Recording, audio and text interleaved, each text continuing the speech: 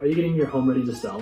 You might be feeling the stress and thinking, why am I even cleaning this carpet? We'll just throw up a sign in the front yard and give an all cash offer.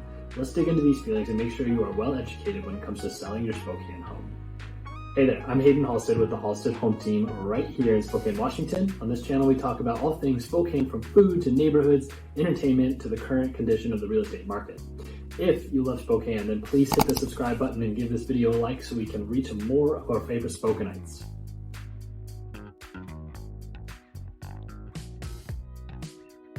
So just because it's a strong seller's market does not mean you can throw your home up on the market willy-nilly for whatever price your heart desires, ignoring all of the best-selling home practices of the prior markets.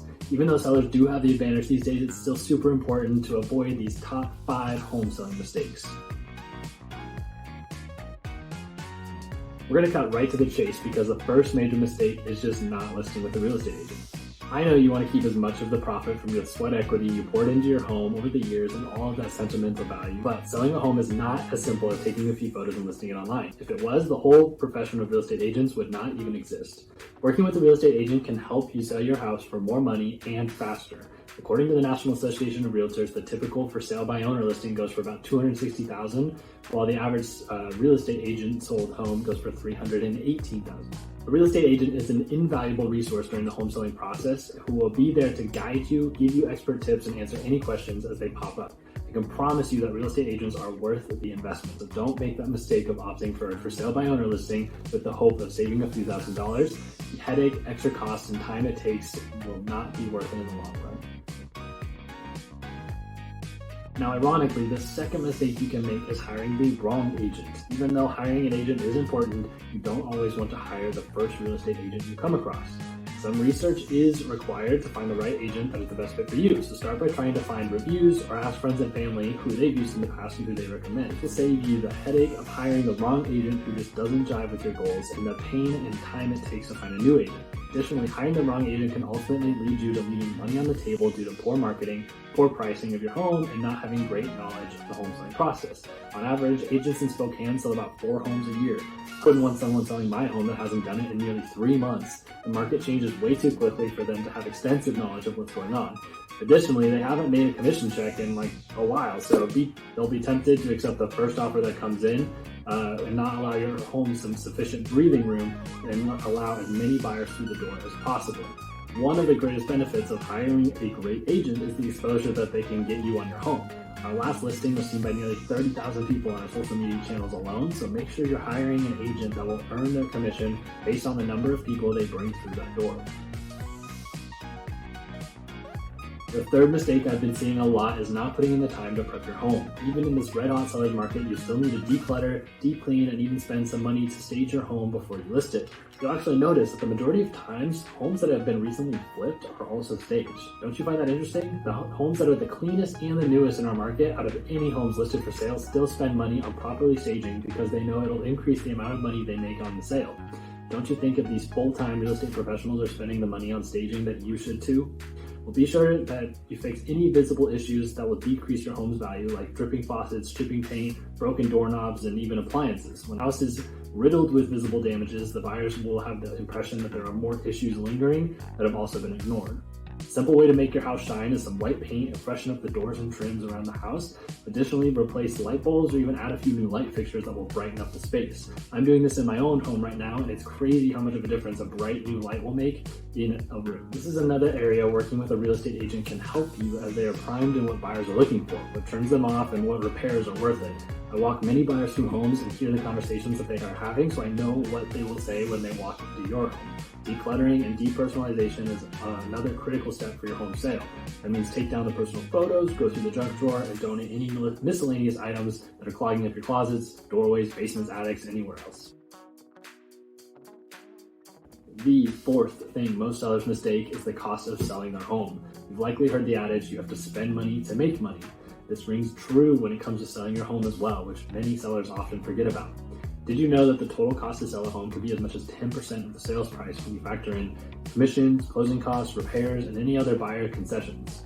There's also a chance that you may have to pay 2 mortgages if you don't sell your home before you move, or you have to pay rent if you sell your home before you find another one. So if you're toying with the idea of selling, let's talk about the budget you should be expecting. For all of my sellers, I provide what's called a seller net sheet, where there is a total breakdown of every single cost associated with selling your home. It'll then give you the exact dollar amount to the penny that you can expect to walk away with at the closing table.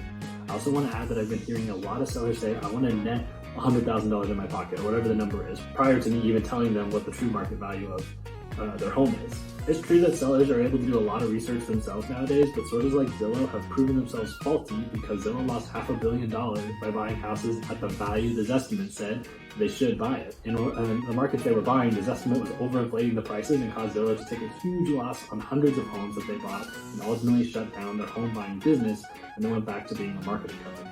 It's okay to have a goal in mind of how much you would like to make, but our job as realtors is to represent you at the highest level possible and get you the highest price possible in the current market. You can't guarantee the exact dollar amount you wish to have show up in your pocket. Speaking of unrealistic expectations, the last mistake I'm seeing is sellers pricing their properties too high. Just because it's the seller's market does not mean you can ask for an astronomical price for your house. This is another area where working with an agent helps, as they have the tools, knowledge, and experience to price your home fairly based on what similar homes in the area are going for, based on the updates you've done, the square footage, and so on. Despite what you may think, given the market conditions, overpriced homes don't typically sell.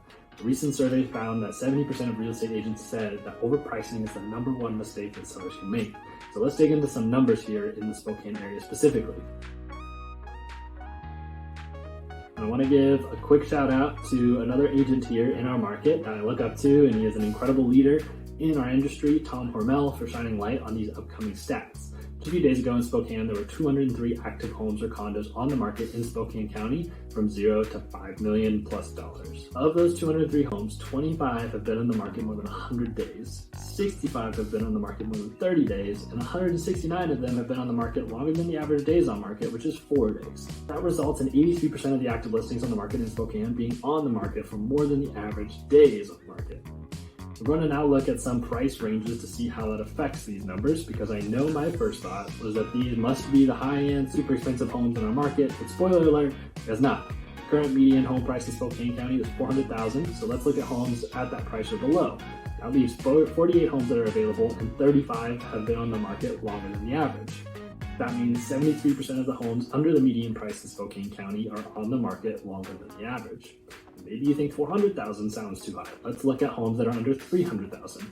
That leaves 24 homes that are currently available, and of these, 17 have been on the market longer than the average, resulting in a 71%. It goes to show that pricing makes up a huge portion of whether or not your home will sell in this market. Many sellers claim not to be in a rush, and that is okay, but what I say to most of my sellers, it's all about leverage. What position would you rather be in? Would you rather be the seller that listed at fair market value or below and has dozens of interested buyers who are all fighting, and because there's competition, they're not willing to waive contingencies, escalate their price far above fair market value, and they're asking, what do I need to do for you to sell me this home? Versus being the seller that listed too high, so they would have some negotiation room, but only one buyer shows up after you've been on the market for 3 weeks, and now they have all the power with all their contingencies. They ask for repairs, they can negotiate on price because there's nobody else waiting in line for a chance at your home. This leads to high stress and a process that is just not fun for anybody. So despite current conditions, please take your realtor's recommendations and price your home properly so that you will feel like a winner at the end of the day and ultimately have a smooth transaction while also making the most amount of money. Those were the top 5 biggest mistakes I see home sellers making in Spokane. If your agent is taking cell phone photos, then please kindly escort them out the door and give us a call. You can grab a copy of our exclusive seller's guide down below in the description to see examples of our marketing and how we really get top dollar for your home. Have a great day, and we'll talk to you soon.